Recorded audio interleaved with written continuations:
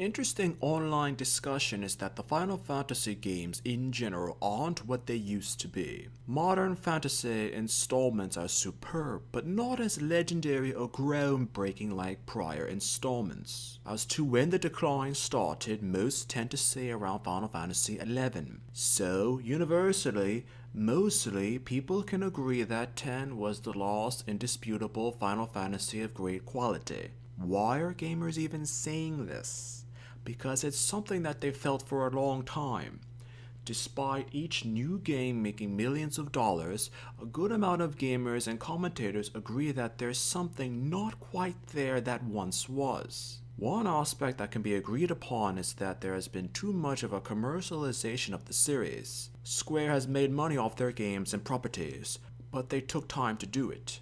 In the early days of the installments, games would be released within a few years of one another, and each had a unique gaming experience. Installments now seem to be related and even have spin-offs of one another. What was considered groundbreaking at the time is that the stories of the games from 10 and prior held plot holes on purpose, because there was no need to know every single detail about a character or event. What mattered was the story presented, and that was it. Square did it so profoundly that eventually, unavoidably, the competition would make their own stories more elaborate as well. Later, after some less than wise decisions, Square decided to cash in on its nostalgia and make sequels and variations to games of classic characters. Even then, it wasn't done that well or changed the plot that much for the storyline's sake. It also might have been that expectations were so high with gamers and critics that eventually it would be impossible to meet the goals, or to please every single gamer that happens to play a Final Fantasy game, or is considering buying an installment for the first time. There's even been accounts that Final Fantasy characters have been used to sell items in a bizarre sense of advertisements.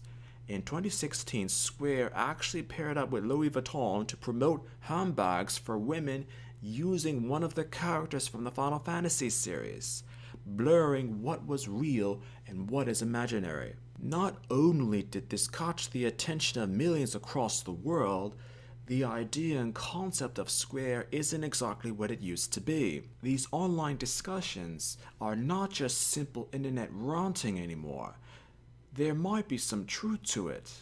In terms of stories, they are still among the best of all role-playing game fandom, but they aren't as ironclad anymore. Older Final Fantasy game plots were once easy to understand and you can relate. Simple. Know what's going on and what to do. The first time that a plot was not universally understood with relation to the Final Fantasy series was X2, because 10 naturally ended beautifully, and yet a sequel was made to it.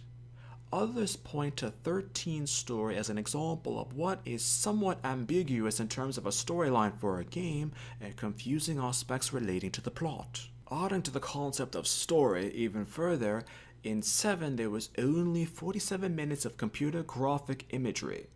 When this was first witnessed, it was astonishing, and Square eventually learned that making a game beautifully could possibly make up for lack of storylines or plot depth. In 13, there was 8.5 hours of CGI. The concept of telling a story in multiple game installments is actually experimented in X2. 13 and its attached games are interconnected with one another, and if you don't technically play all of them, you don't grasp the full story. So if something seems a little bit off when you play 13 or related games, it's like that on purpose, for better or for worse. It's estimated that more than half of all Final Fantasy players consider 7 to be the greatest of all the games in terms of plot, character interaction and development, and the villain of the series. Square knows this, and as mentioned before now, has no mercy with cashing in on nostalgia. 7 has technical sequels,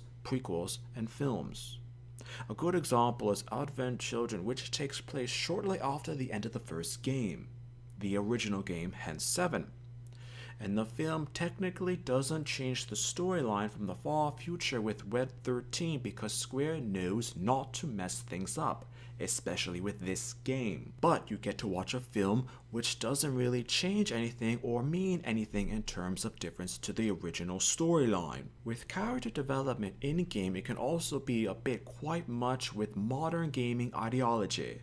For example, in 13, Lightning's meaning for her name is as quoted from the game. Lightning, it flashes bright then fades away. It can't protect, it only destroys. True, it might mean something a bit serious, but it does add to the reflection.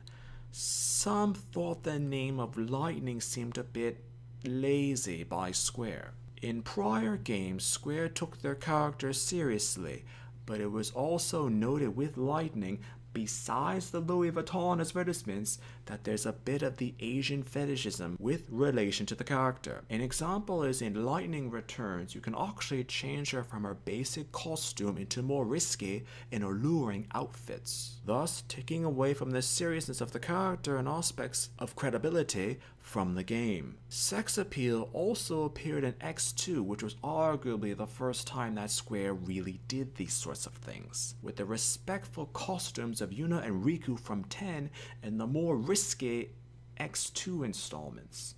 People are still a little bit shocked to this day that Square had Riku in nothing but a bikini top and bottom, only covered by a short miniskirt. In all fairness, Tifa had an outfit as well from 7, but ironically, in the related games to 7, she covers up a bit. Lightning Returns was met with lukewarm reception, and 15 had its faults as well.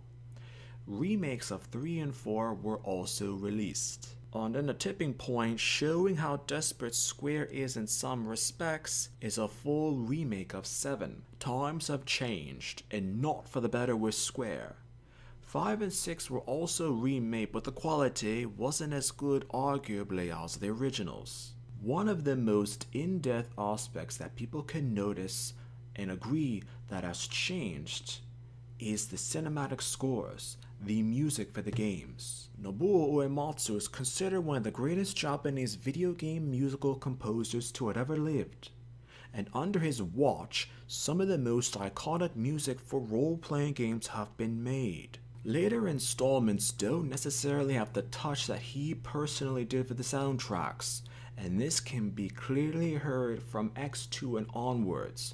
Some games don't even have him as part of the musical staff. Through circumstances, things change once again, and adding to that, music sadly does as well. There is so much that is right, but by many accounts there is so much that is now wrong. Even Square itself admits that there is something wrong. An official of Square at the time, Hajime Tabata, even commented that fans of the games and workers of Square have a quote-unquote Final Fantasy disease. Tabata mentioned that, quote, "Since the root is a strong self-affirmation, one's own view of Final Fantasy takes more priority than the team's success. If that view of Final Fantasy isn't fulfilled, then they are convinced that it's bad for Final Fantasy. They think, since Final Fantasy is a special team, then we are also special because we are making it. When the new Final Fantasy comes out, everyone is going to be so into it." But that's not the reality of the situation, is it? Because of that, there was a time I told the team saying, "We're not special, wake up." Yet I realized that when Final Fantasy 15 news was made public, this wasn't only inside the company. Everyone had Final Fantasy disease. End quote. Essentially, Square was a victim of its own success, and they're trying to pick up the pieces from broken promises, broken dreams, lost visions, and unrealistic expectations. From 1987 and after, it's all up to each and every gamer's own interpretation of things from then on.